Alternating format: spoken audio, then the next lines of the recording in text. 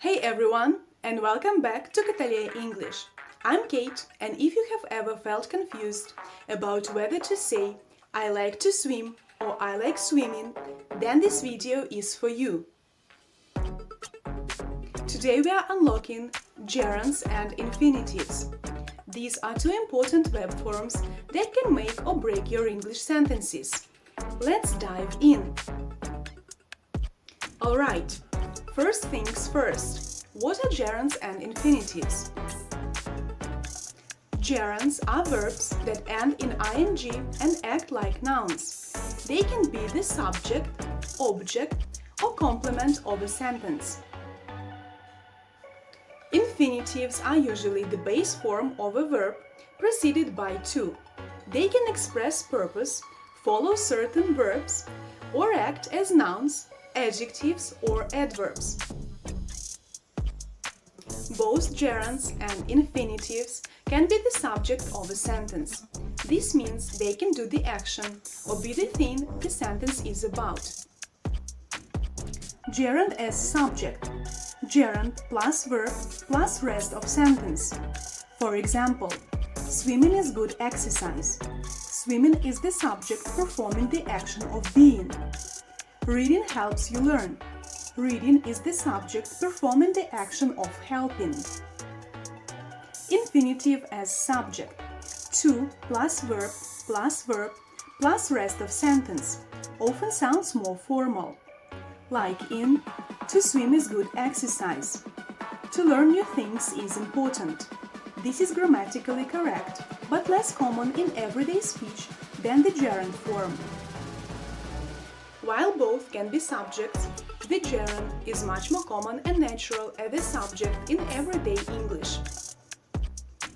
This is where things get a little more specific. Certain verbs are followed by a gerund and others are followed by an infinitive. There is no single rule, so we have to learn them. Verbs followed by gerund express enjoyment, dislike, or finishing an action.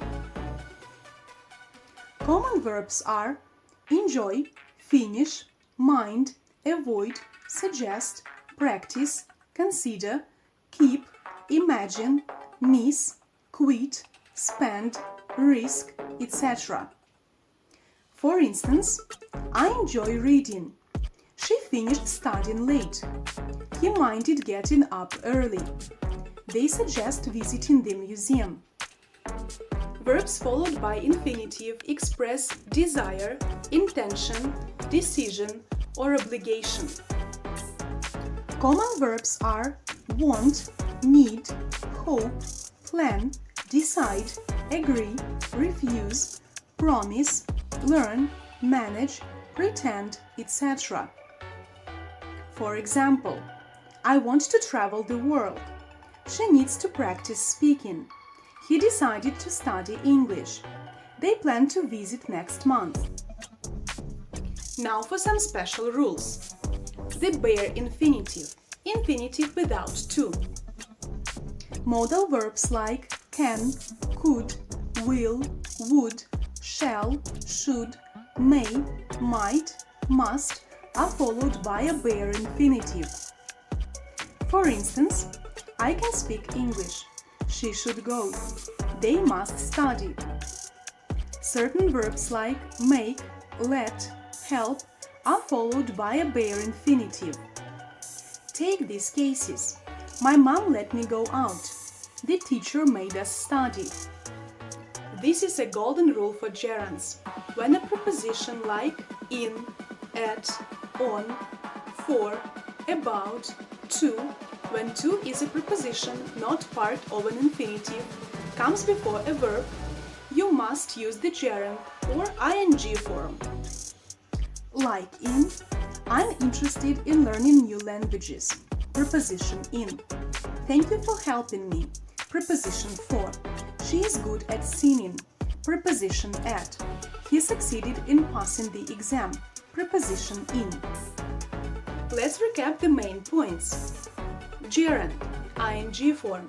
Subject, object of certain verbs after prepositions. Infinitive, to plus verb. Subject, but less common, object of certain verbs, purpose. Bare infinitive, the verb without to, after modal verbs and after make, let, help. Time for a quick practice quiz. Fill in the blank with the correct form.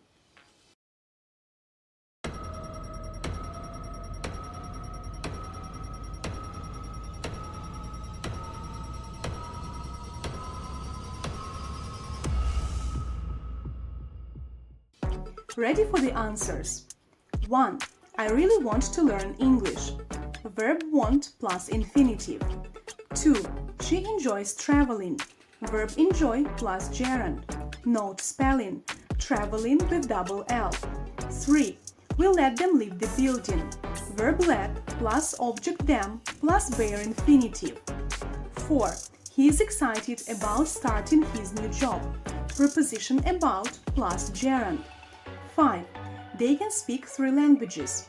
Modal verb can plus bare infinitive. How did you do? Let me know in the comments. And that's our comprehensive guide to gerunds and infinitives. I hope you now feel much more confident about when to use these essential verb forms. If you found this video helpful, share it with anyone who might need it. And of course, leave a comment below with your own example sentences. Thanks for joining me on Cattaleya English. Keep practicing and I will see you in the next video. Happy learning!